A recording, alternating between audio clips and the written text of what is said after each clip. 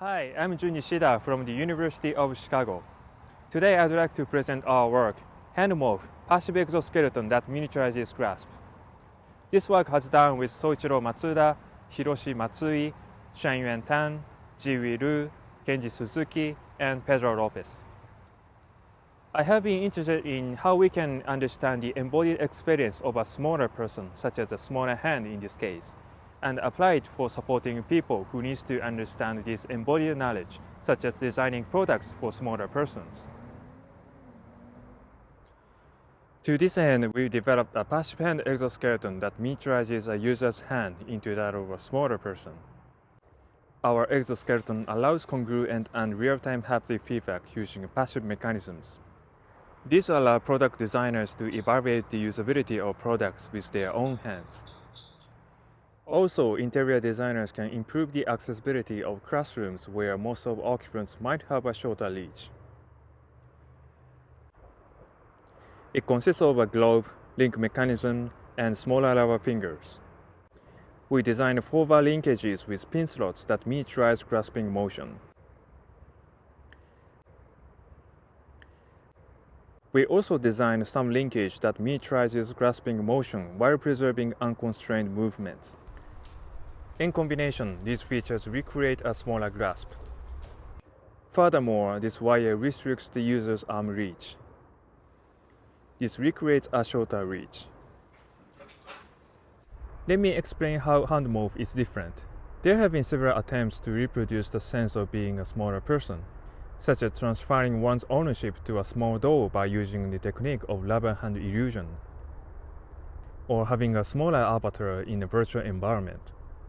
These change users' size and distance perception and even attitude, but only in VR. Recently, a wearable device that lowers the height of visual perspective in real time has proposed for assisting education and design process.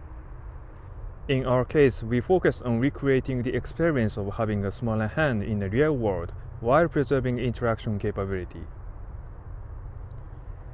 To explore the effect of using HandMorph on our perception, we conducted a preliminary size perception study.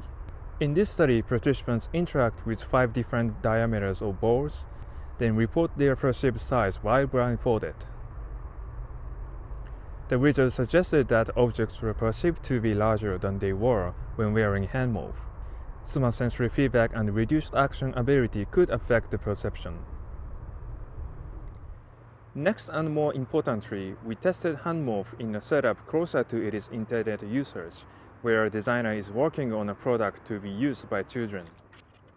In this study, we observed the experience of using HandMorph for evaluating and improving ergonomics of the toy trumpet.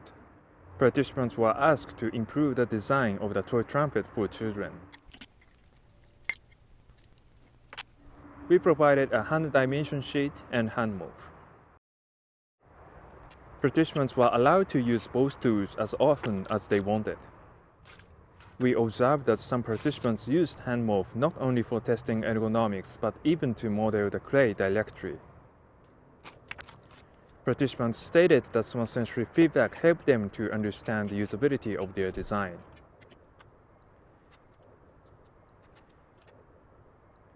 A post-questionnaire revealed that the confidence in their final design and the understanding of the usability has improved by the use of HandMorph.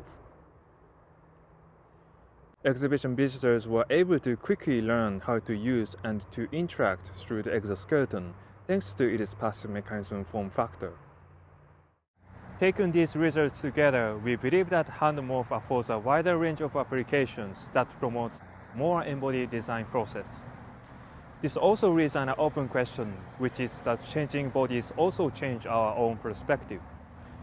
I have been tackling this question through sharing kinesthetic perspective of a patient by sharing muscle activities,